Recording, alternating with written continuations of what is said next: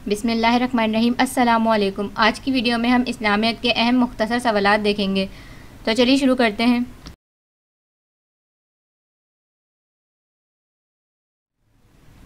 ہمارا پہلا سوال ہے، قرآن مجید کا جامع تعارف تحریر کریں یا لفظ قرآن لفظ کا مطلب لکھیں۔ قرآن مجید کا تعارف یا لفظ قرآن کا مطلب۔ لفظ قرآن کے لغوی معنی پڑھنا ہے اور قرآن کے معنی پڑھی ہوئی کتاب بھی ہے۔ قرآن کریم کے اصطلاحی معنی ہے اللہ تعالیٰ کا وہ کلام جو آپ صلی اللہ علیہ وآلہ وسلم پر جبریل امین علیہ السلام کے ذریعے نازل ہوا اور مصاحف میں لکھا گیا۔ قرآن مجید کے پارے اور صورتیں۔ قرآن مجید میں 30 پارے 114 صورتیں ہیں۔ پہلی سورت سورہ فاتحہ اور آخری سورت سورہ ناس ہے۔ سب سے بڑی سورت سورہ بقرہ ہے اور سب سے چھوٹی سورت سورہ کوثر ہے، اور اللہ تعالیٰ کی کبریائی و عظمت بیان کرنے والی بڑی آیت آیت الکرسی ہے۔ یعنی قرآن پاک کا جو لفظ ہے اس کے لغوی معنی پڑھنا بھی ہے اور پڑھی ہوئی کتاب بھی ہے۔ قرآن کریم کے اصطلاحی معنی یہ ہے کہ قرآن پاک اللہ تعالیٰ کا وہ کلام پاک ہے جو حضرت جبرائیل علیہ السلام کے ذریعے ہمارے آخری پیغمبر حضرت محمد صلی اللہ علیہ وآلہ وسلم پر نازل فرمایا تھا۔ قرآن مجید میں ٹوٹل 30 پارے اور 114 صورتیں موجود ہیں۔ قرآن پاک کی جو سب سے پہلی سورت ہے اس کو سورہ فاتحہ کہا جاتا ہے، اور قرآن پاک کی سب سے آخری سورت کو سورہ ناس کہا جاتا ہے۔ قرآن پاک کی جو سب سے بڑی سورت ہے وہ سورہ بقرہ کہلاتی ہے، اور قرآن پاک کی جو سب سے چھوٹی سورت ہے اس کو سورہ کوثر کہا جاتا ہے۔ اور اللہ تعالیٰ کی کبریائی و عظمت بیان کرنے والی جو بڑی آیت ہے وہ آیت الکرسی ہے۔ سوال نمبر 2 ہے، سورت اور آیت کا مطلب بیان کریں۔ سورت، قرآن کریم کی آیت جب جمع ہوتی ہیں تو صورتیں وجود میں آتی ہیں۔ سورت کا لفظ سور سے ماخوذ ہے جس کے معنی ہیں فصیل۔ سورت کم از کم 3 آیت پر مشتمل ہوتی ہیں اور ہر سورت کا ایک خاص مضمون و موضوع ہوتا ہے۔ آیت کے لغوی معنی ہے نشان یا علامت۔ اصطلاح میں آیت قرآن مجید کے ایک فقرے کو کہتے ہیں اور فقرے کے آخر میں دائرے کی علامت ہوتی ہے۔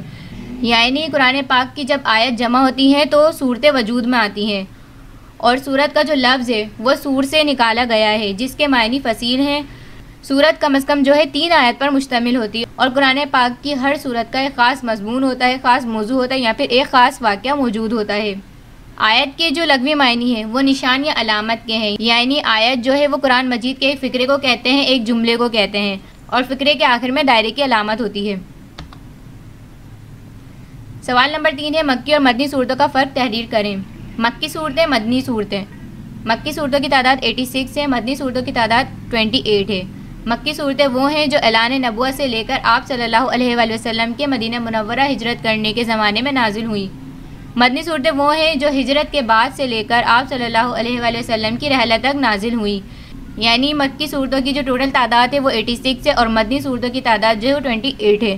مکی صورتیں وہ ہیں جو اعلان نبوت سے لے کر آپ صلی اللہ علیہ وآلہ وسلم کے مدینہ منورہ ہجرت کے زمانے میں نازل ہوئیں۔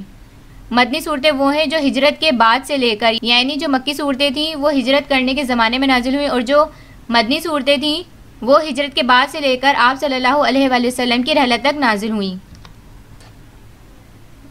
مکی صورتیں عموماً چھوٹی ہوتی ہیں اور ان میں اکثر توحید، رسالت اور آخرت کے مجمل احکام بیان کیے گئے ہیں۔ مدنی صورتیں بڑی ہیں اور ان میں زیادہ تر شریعت کے تفصیلی احکام ہیں، یعنی مکی صورتیں جو ہیں وہ مدنی صورتوں کے مقابلے میں عموماً چھوٹی ہوتی ہیں اور ان میں جو ہے زیادہ تر توحید، رسالت اور آخرت کے احکام بیان کیے گئے ہیں، اور جو مدنی صورتیں ہوتی ہیں وہ مکی صورتوں کے مقابلے میں بڑی ہوتی ہیں اور ان میں زیادہ تر شریعت کے تفصیلی احکام بیان کیے گئے ہیں۔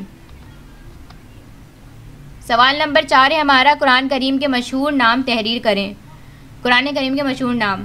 القرآن، کلام پاک کا یہ اصلی اور ذاتی نام ہے۔ الفرقان، حق و باطل میں فرق کرنے والی کتاب۔ الذکر، نصیحت کرنے والی کتاب۔ الکتاب، خاص کتاب یعنی اللہ تعالیٰ کی کتاب قرآن مجید۔ الہدیٰ، راہ دکھانے والی کتاب۔ النور، روشنی والی کتاب۔ الحق، ثابت شدہ کتاب۔ التنزیل، اتاری ہوئی کتاب۔ الشفا یعنی جسمانی اور روحانی بیماریاں ختم کرنے والی کتاب۔ سوال نمبر 5 ہے، دعا سے کیا مراد ہے؟ دعا کسی کمتر کا اپنے برتر سے کچھ مانگنا اور مانگنے پر اظہار عاجزی کرنا دعا کہلاتا ہے۔ دعا سے مراد ہے کہ اللہ تعالیٰ کو قادر متعلق مانتے ہوئے اس کی بارگاہ میں التجا کرنا اور درخواست پیش کرنا۔ بندہ جس طرح اپنی ضرورتوں اور حاجتوں کے لیے دوسری محنتیں اور کوششیں کرتا ہے، اسی طرح کی ایک کوشش دعا بھی ہے۔ یعنی دعا سے مراد یہ ہے کہ اپنے سے کسی برتر سے کچھ مانگنا یا مانگنے پر اظہار عاجزی کرنا، جیسے اللہ تعالیٰ کو خالق و مالک مانتے ہوئے اس کی بارگاہ میں اپنی کسی بات کی یا کسی چیز کی التجا کرنا یا درخواست کرنا۔ سوال نمبر 6 ہے ہمارا، قرآن مجید کے حقوق و آداب بیان کریں۔ قرآن مجید کے حقوق و آداب: قرآن مجید پر ایمان لانا، قرآن مجید کو باوضو پڑھنا اور غور سے سننا، قرآن مجید کو سمجھنا اور قرآن مجید میں غور و فکر کرنا۔ یعنی قرآن مجید کے جو حقوق و آداب ہیں ان میں سے چند یہ ہیں: قرآن مجید پر سچے دل سے ایمان لانا، قرآن مجید کو ہمیشہ وضو کر کے پڑھنا اور غور سے سننا، اور قرآن مجید کو سمجھنا اور اس کی تمام باریکیوں پر غور و فکر کرنا۔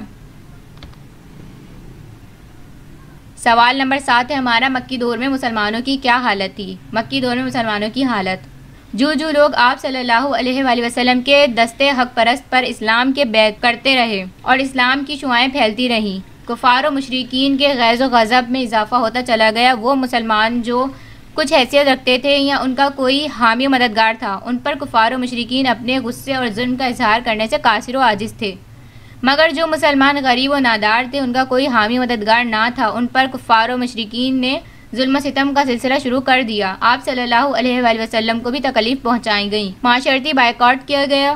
غرض کے مکی دور میں مسلمانوں پر ہر طرح کا ظلم کیا گیا، یعنی جیسے جیسے اسلام کی شعائیں پھیلتی گئیں اور لوگ وہ مسلمان ہوتے گئے تو کفار اور مشرکین کے غصے میں اضافہ ہوتا گیا۔ جو مسلمان کچھ حیثیت رکھتے تھے یا ان کا کوئی حامی و مددگار تھا تو ان پر تو کافر و مشرکین اپنے غصے اور ظلم کا اظہار کرنے سے قاصر تھے، لیکن جو مسلمان غریب اور نادار تھے اور ان کا کوئی حامی و مددگار نہ تھا تو ان پر کفار و مشرکین نے ظلم و ستم کا سلسلہ شروع کر دیا تھا، اور ہمارے آخری پیغمبر حضرت محمد صلی اللہ علیہ وآلہ وسلم کو بھی کافی مشکلات کا سامنا کرنا پڑا، یعنی ان کو بھی بہت سی تکلیفیں پہنچائی گئیں۔ غرض یہ کہ مکی دور میں مسلمانوں پر ہر طرح کا ظلم کیا گیا۔ سوال نمبر 8 ہے ہمارا، بلوغ اور رشد کا مطلب کیا ہے؟ بلوغ سے مراد ہے نکاح کی عمر کو پہنچ جانا۔ رشد سے مراد ہے مالی انتظام، کاروبار کی سمجھ بوجھ رکھنا۔ سوال نمبر 9 ہے ہمارا، صلح رحمی کا مطلب کیا ہے؟ خونی اور قریب کے رشتے، ان کے ساتھ تعلقات برقرار رکھنا صلح رحمی کہلاتا ہے۔ چنانچہ حضور اکرم صلی اللہ علیہ وآلہ وسلم نے فرمایا، صلح رحمی یہ نہیں کہ جب دوسرا جوڑے تو آپ اس سے جوڑیں، بلکہ صلح رحمی یہ ہے کہ جب دوسرا توڑے تو آپ اس کے ساتھ قرابت داری جوڑے رکھیں، یعنی جن سے خون کا رشتہ ہوتا ہے اور قریب کے رشتے ہوتے ہیں ان کے ساتھ تعلقات برقرار رکھنا صلح رحمی کہلاتا ہے۔ حضور اکرم صلی اللہ علیہ وآلہ وسلم نے صلح رحمی کے بارے میں فرمایا ہے کہ صلح رحمی یہ نہیں کہ جب کوئی دوسرا آپ سے جوڑے تو ہی آپ اس سے تعلق جوڑیں، بلکہ صلح رحمی تو یہ ہے کہ جب دوسرا آپ سے توڑے تو آپ اس کے ساتھ قرابت داری جوڑے رکھیں۔ سوال نمبر 10 ہمارا، یتیمہ کے اموال کے متعلق سرپرستوں کو کیا ہدایت دی گئی ہے؟ یتیمہ کے اموال کے متعلق سرپرستوں کو ہدایت دی گئی ہے کہ ورثہ کے طور پر یتیم بچوں کو جو مال ملا ہے وہ ان کے جوان ہوتے ہی ان کے حوالے کر دیں۔ ان کی ملکیت تمہارے پاس امانت ہے، اس لیے نہ ان کی کوئی بھی چیز اٹھا کر اپنی ردی مال سے بدل دیں، نہ ہی کھانے پینے اور استعمال کرنے کے دوران بے جا اور فضول خرچی کر کے ان کا مال ہڑپ کر لیں۔ کسی بھی حق تلفی سے پرہیز کریں، کیونکہ اس طرح کرنا اللہ تعالیٰ کی نظر میں بڑا گناہ اور ناانصافی کی بات ہے۔ یعنی یتیم بچوں کی ملکیت کے متعلق سرپرستوں کو ہدایت دی گئی ہے کہ ان کی جو ملکیت ہے ان کے جوان ہوتے ہی ان کے حوالے کر دیں، کیونکہ ان کی ملکیت تمہارے پاس امانت ہے، اس لیے ان کی کوئی بھی چیز کو اپنی چیز سے تبدیل نہ کریں اور نہ ہی کھانے پینے اور استعمال کرنے کے دوران بے جا اور فضول خرچی کی جائے۔ ہر طرح سے ان کی حق تلفی سے پرہیز کریں، کیونکہ اللہ تعالیٰ کی نظر میں یہ بہت بڑا گناہ اور ناانصافی کی بات ہے۔ سوال نمبر 11 ہے ہمارا، یتیموں کے مال میں خیانت کرنے والوں کی کیا سزا بیان کی گئی ہے؟ یتیموں کے مال میں خیانت کرنے والوں کی یہ سزا بیان کی گئی ہے کہ وہ اپنے پیٹ کے اندر جہنم کی آگ جھونک رہے ہیں اور ان کے لیے آخرت میں جھلسانے والی آگ الگ سے تیار ہے۔ حدیث میں بھی یتیم کے مال کھانے کو بڑے گناہوں میں شمار کیا گیا ہے، یعنی یتیم بچوں کے مال میں جو بھی لوگ خیانت کرتے ہیں ان کے لیے یہ سزا بیان کی ہے اللہ تعالیٰ نے کہ وہ اپنے پیٹ کے اندر جہنم کی آگ جمع کر رہے ہیں اور ان کے لیے آخرت میں جھلسا دینے والی آگ تیار ہے۔ اور حدیث پاک میں بھی یتیم کے مال کھانے کو بڑے گناہوں میں شمار کیا گیا ہے۔ ایک انسان کے ناحق قتل کو پوری انسانیت کا قتل کیوں قرار دیا گیا ہے؟ ایک انسان کے ناحق قتل کو پوری انسانیت کا قتل قرار دیا کیونکہ ایک شخص کے خلاف قتل کا یہ جرم پوری انسانیت کے خلاف جرم ہے، اور جو شخص کسی مسلمان کو جان بوجھ کر قتل کرے تو اس کی سزا جہنم ہے، جس میں وہ ہمیشہ رہے گا اور اللہ تعالیٰ اس پر عذاب نازل کرے گا، اور اللہ تعالیٰ نے اس کے لیے بڑا عذاب تیار کر کے رکھا ہے۔